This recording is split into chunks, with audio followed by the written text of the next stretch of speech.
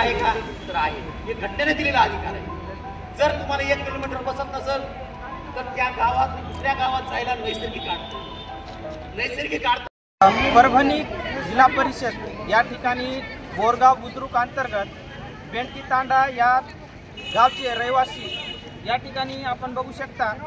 या गावचे विद्यार्थी 1ली ते 4थी या वर्गामधले विद्यार्थी आणि त्यांचे पालक, जे पालक आज रोजगार करून आपल्या पोट भरतात, ते पालक आज दिवसभर या ठिकाणी जिल्हा परिषद परभणी या ठिकाणी धरणे आंदोलनावर बसलेले आहेत. त्याचं एकमेव कारण म्हणजे काय?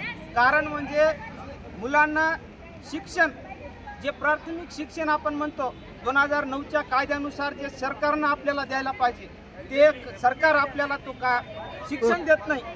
या कारणासाठी आपण या ठिकाणी बोरगाव बेंडकी तांडा या गावचा एक रहिवासी म्हणून मी या ठिकाणी या संपूर्ण गावकऱ्याच्या वतीनं प्रतिनिधी म्हणून मी या ठिकाणी एक गोष्ट सांगू इच्छितो. आम्ही 2012 पासून माननीय जिल्हा परिषद या ठिकाणी वारंवार निवेदने दिलेली आहेत. त्या निवेदनामध्ये त्यांनी एकही असं आम्हाला कुठं असं आश्वासन दिलेलं नाही की ज्यामध्ये आम्ही त्यांच्यावर विश्वास करू की आज ना उद्या आपली शाळा होईल कडे. म्हणून आम्ही आता यांच्यावर विश्वास ठेवणार नाही. आम्ही इथं यायचं एकमेव कारण म्हणजे आमच्या गावात प्राथमिक शाळा नाही आणि ज्या शाळेमध्ये विद्यार्थी शिकत होते ती शाळा आहे दुसऱ्या गावामध्ये, जे अंतर आहे 1 किलोमीटरपेक्षा जास्त. आणि आम्हाला त्या शाळेमध्ये एक 5, 6, 10 वर्षाच्या मुलांना त्या शाळेमध्ये जायला नैसर्गिक अडचणी आहेत. नैसर्गिक अडचणी म्हणजे काय? 2 ओढे आहेत.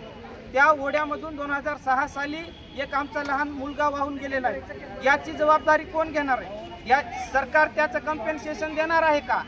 त्याची आम्हाला सरकारने दखल घेतली का? नाही घेतली. त्याच्यामुळं आम्ही आता आमच्या गावकरी जागा झालेला आहे आणि त्या गावकऱ्यांनी या ठिकाणी ही आंदोलनाचा प्रस्ताव माननीय जिल्हा परिषद आणि SP ऑफिस यांच्याकडे पूर्व दिलेला आहे.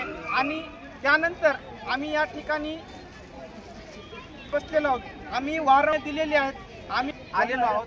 साहेबांनी आम्हाला शिक्षणाधिकाऱ्यांनी लेखी प्रस्ताव देतो अशी आम्हाला तोंडी सांगितलेलं आहे आणि ते प्रस्ताव लिहून घेण्यासाठी गेलेले आहेत. आणि आम्ही या ठिकाणी CO मॅडम यांना भेटण्यासाठी आलेलो होतो, पण CO मॅडम रजेवर आहेत. ते सध्या बाहेरगावी आहेत.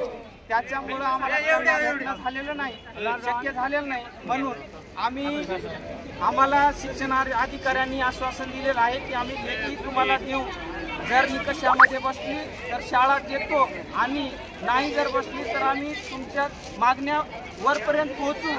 पण आम्ही वर शिक्षण मंत्र्यापर्यंत जाऊन त्यांना विचारपूस केली असता त्यांनी आम्हाला म्हणले की आम्हाला जिल्हा परिषदेकडून अशी एकही प्रस्ताव आलेला नाही की ज्यामध्ये आम्हाला तुमच्या तांड्यामध्ये शाळा मागणी केलेली असं दिसून येते. आणि त्यानंतर शिक्षण मंत्र्यांनी जेव्हा CO मॅडमला फोन केला तेव्हा मॅडमनी म्हणल्या की देते आणि तेव्हापासून 15 ते 20 दिवस झाले, तेव्हापासून कोणीही प्रस्तावावर पाठवलेला नाही. त्याच्यामुळं आम्ही आज या ठिकाणी विद्यार्थ्यांना आणि आमच्या महिला आणि ज्येष्ठ नागरिकांना घेऊन या ठिकाणी आम्ही ही आंदोलन करण्यासाठी या ठिकाणी आलेलो आहोत. आम्ही शासनाला वारंवार तात्काळ निवेदन देऊनही आम्हाला शाळा मिळत नाही. त्याच्यामुळं आज आम्ही इथे आंदोलन केलेलं आहे. आमचे विद्यार्थी आज रोजी घरी आहेत तरी पण शासन दखल घेत नाही. श्रमिक यांना आम्ही 1/1/2025 रोजी आम्ही प्रस्ताव दिलेला आहे तरी आमचा प्रस्ताव शासन आणखी दखल घेतलेला नाही.